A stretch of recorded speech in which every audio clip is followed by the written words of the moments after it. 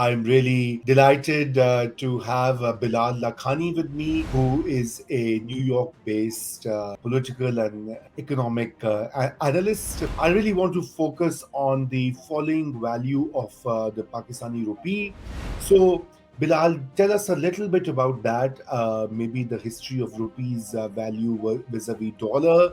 The rupee was around 75 rupees to a dollar in 2008, and it came to 150 rupees in 2019. So roughly around 10 years it took for the rupee to half. March 2021 to today, which is when it hit 300, so gone from 150 to 300, it did that in 2 years. It may even go to 500 over the next 2 years. But what are the other remedies that Pakistani government or Pakistan's policy makers can take to sort of stabilize the rupee? Both the short term solutions and the long term solutions require hard decisions to be made that can only be made by a political government that comes with the mandate of the people and can take hard reform actions that are needed. An interim government, a government without the mandate of the people, cannot take the actions that are needed to arrest sort of some of these structural issues. Hello and welcome to New Wave Global. And I'm really delighted to have Bilal Lakhani with me, who is a New York based political and economic analyst. Bilal has been a regular columnist with the Express Tribune, a very well regarded paper in Pakistan. These days, I think he's taking a break and focusing more on his podcasts, which we shall also talk about right at the end of this program.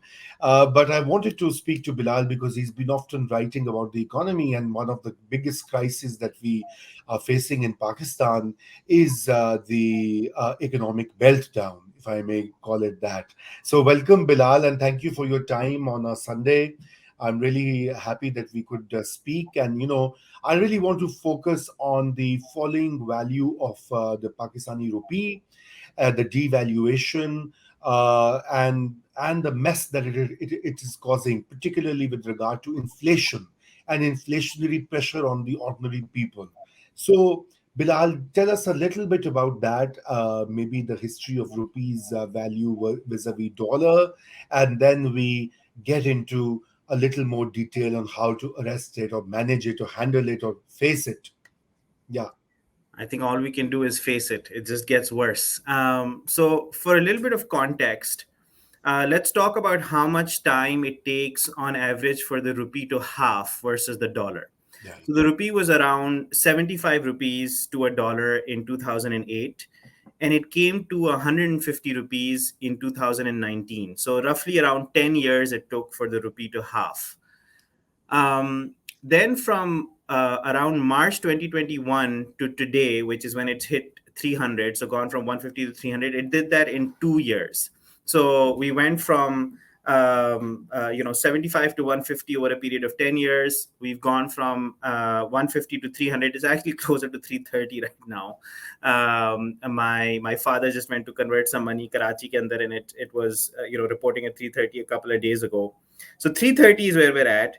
Khurram Hussain, who is the editor at Dawn, or used to be the former editor, Former editor, yeah. former editor on business and economy, he is predicting that it may even go to 500 over the next 2 years. So he says that that's no longer an outlandish possibility. The way that our money supply is growing, the way that our balance of payments are coming out, that's how profound the Pakistani challenge is.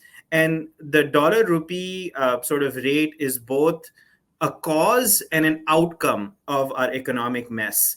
The reasons for this, and we can get into this, are largely structural and long term, but all the solutions to the slide of the rupee are political.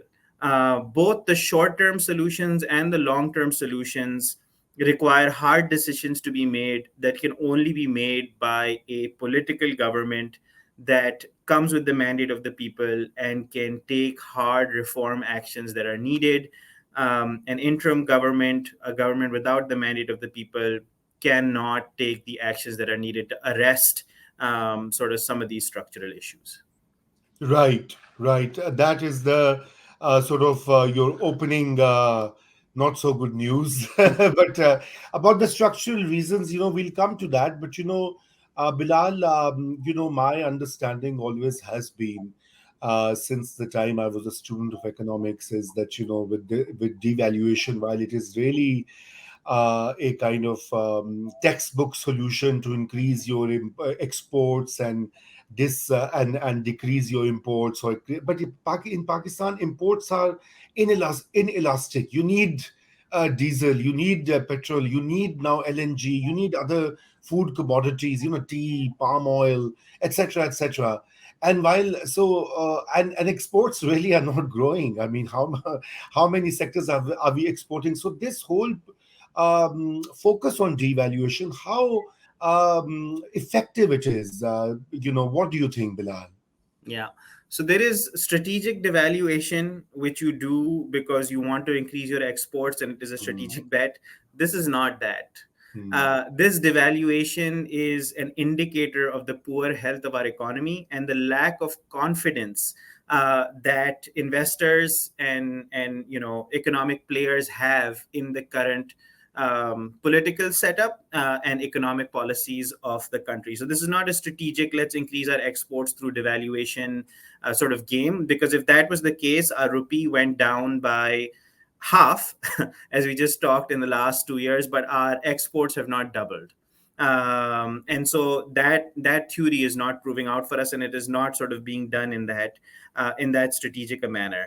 The reason why we're experiencing this latest sort of bout of devaluation is because we do have an IMF deal, and people were anticipating that this IMF deal would calm down sort of the fears of a quote unquote default. But this IMF deal is like putting a band aid on a cancer patient or having a cancer patient take a Tylenol or a Panadol.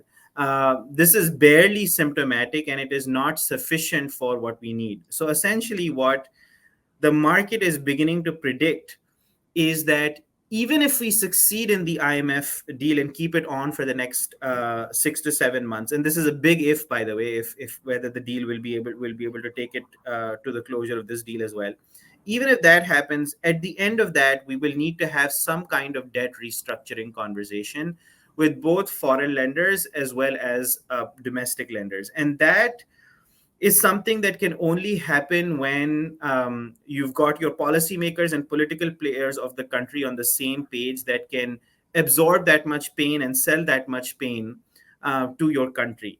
And we don't see that happening from a political landscape standpoint, which is why there is an air of uncertainty. There is no pathway out of this. There's no, the job of economists and the job of political economists is to be able to predict different pathways to see how a landing can take place. Like, for example, in the case of America, where the economy is heated up from an inflation standpoint, they're thinking about a soft landing. How does Pakistan get a soft landing?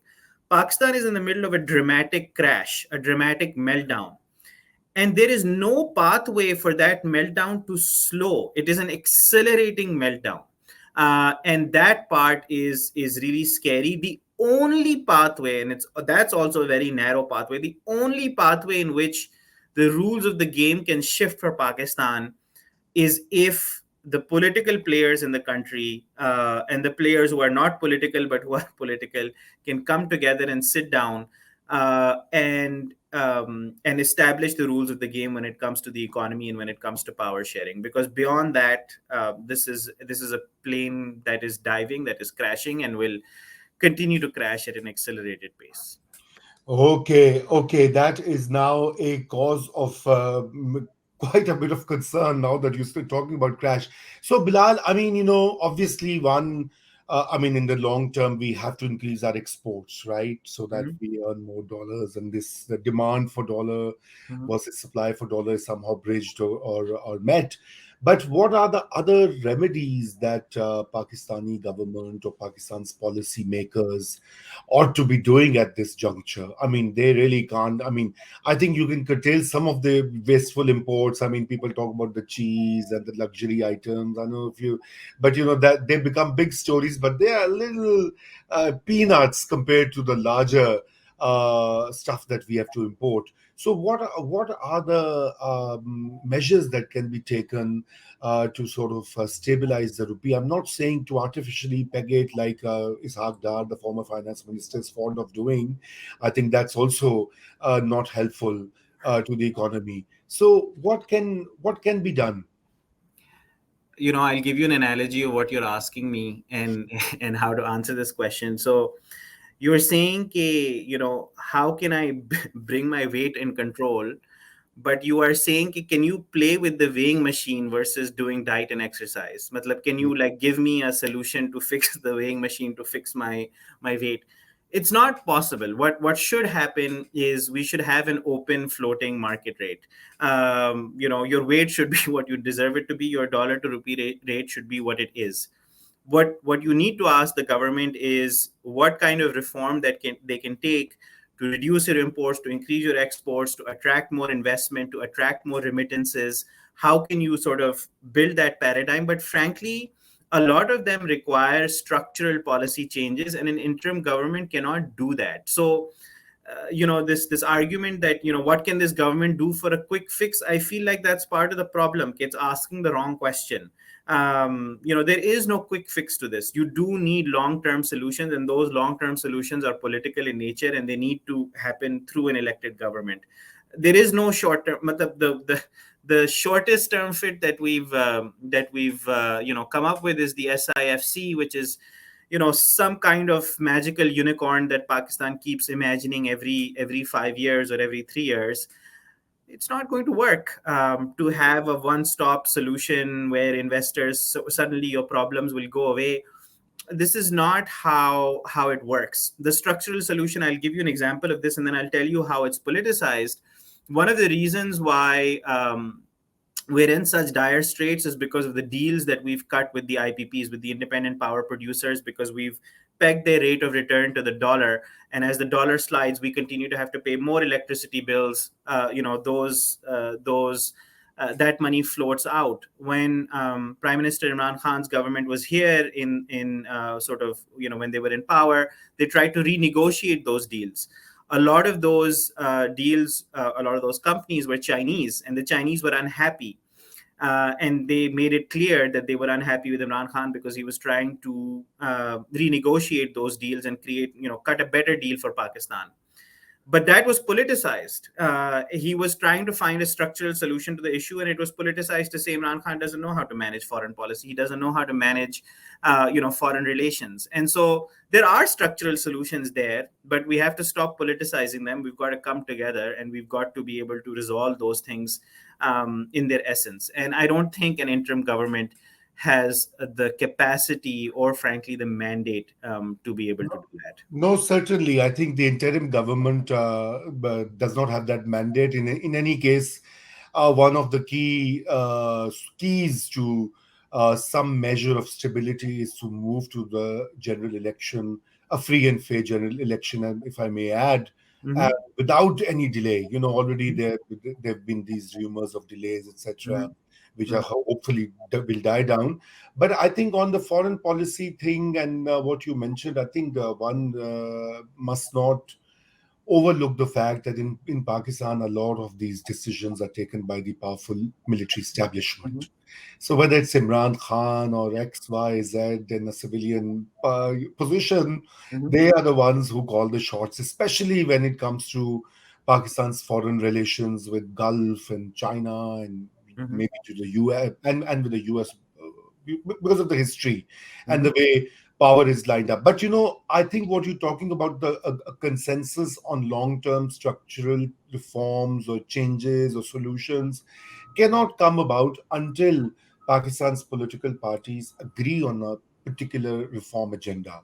And Mm-hmm. that is nowhere in sight yet. Maybe I hope things change and, by next year, all parties get this idea, given the crisis, the magnitude of this crisis, that they rise up to the occasion and they say, okay, here are the seven or eight Yeah. things that we will all not bring each other down. But, frankly, Bilal, I don't see that happening, at least in the short term. Maybe in the medium term to long term, the situation forces everyone to get that. That's why there is a view in Pakistan. I mean, many circles which that say, oh well, this is why democracy in Pakistan is not cannot work, because the political parties have their own interests, and political leaders have their own little uh, you know hobby horses, and it is only through a technocratic government which does not have the political pressure. But I mean, I don't even buy that, frankly, and I'm sure you would agree with me. So It's what? the opposite, actually. It's the opposite. It's the technocratic government cannot take those decisions, does not have the incentives to take those Hmm, decisions, hmm. to make that happen. And a political government can make those decisions, but also a political government that has continuity and that realizes that it will stay in power or stay out of power based on its performance and not on the basis of whether certain people like them or not. And that is sort of what is important for long-term economic growth and for structural reform to take place. Right now, even for the political parties, there's not an incentive to engage in structural reform, because their ability to stay in power does not have a relationship with their performance, but has a relationship with their performance of a different kind.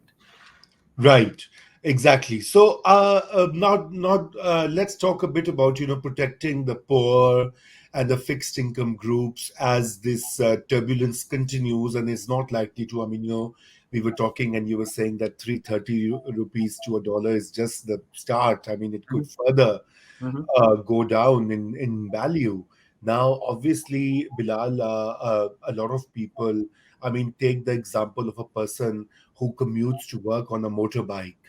And earlier, he or she, I mean, mostly it's he in Mhm. Pakistan. Mhm. So, I mean, imagine if it's 400 or 500 rupees for a liter of petrol to be used, it becomes untenable for them to ride. And then withdrawal of fuel subsidies, especially electricity, makes it untenable for them to pay a very small bill, because it's more than their salary, or Mhm. a big chunk of salary. So what can be done in the short term? I mean, of course, we have this Benazir Income Support Program, or SRs. I mean, it keeps on changing name, which gives income support. Maybe that's one area that it should be, its net ought to be widened, or maybe other instruments should be thought of. You know, this question makes me really emotional. And as somebody who talks about the economy and policy, one should not be emotional. But No, no, please and I've been be an yourself. optimistic person all my life. But frankly, there is no solution. I wish that there was something that I could tell you that can make this better. I wish there was a magic bullet. I wish there was a policy prescription, but it is going to be extremely painful for the middle class. Between the electricity bills and sort of gas or fuel plus rent, I think 60 to 70% of the middle class's income is going to go to this. Um, Hardly any disposable income will remain, and sort of the lower income group will completely wash away. They will go in debt. There will be suicides. There will be criminal activity.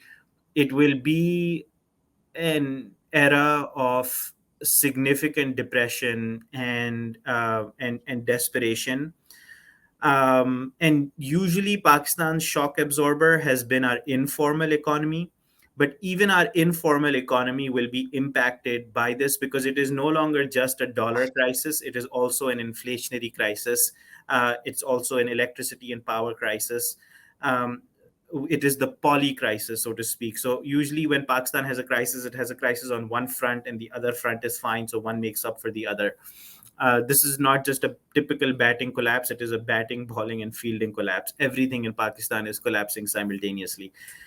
And it, frankly, is just going to be painful. You can have your policy prescriptions, you can increase your Benazir income support fund. Frankly, even there, you don't have that much fiscal space. Um, the IMF and sort of your other debtors will not be happy about that. Yes. The interim government, I hate to channel the inner interim prime minister, but he called a big meeting, he whipped everybody into a frenzy. I'm going to do something about the electricity bill, and in the end his hands were tied. It's the same thing. Like, there You is can't. no answer.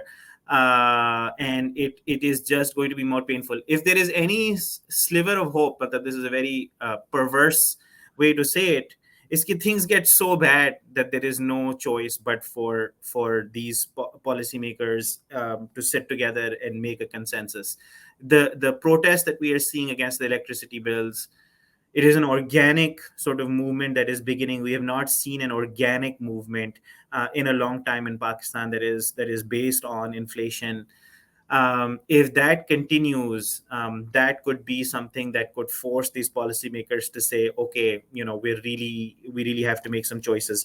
But if things are not sort of changed, if this continues, I can also paint a picture, and Khurram Hussain also talks about this, where in a couple of years we don't have salaries to pay. Abhi jo circular debt aapki electricity ki hai ki you take from one empty pocket to give to another empty pocket to give to another. This is going to begin with salaries of government employees, and it's already begun with universities. But there will come a point where federal employees can't be paid, where army cannot pay its own jawans. That one is like 5 years away. It's not that far away where there can be a circular debt situation over there as well. So when it really begins to hurt where it matters, one hopes that things will begin to change. But right now is just a very pessimistic stage, and it feels like the entire state machinery is running after solving for one political player versus our economic and political challenges.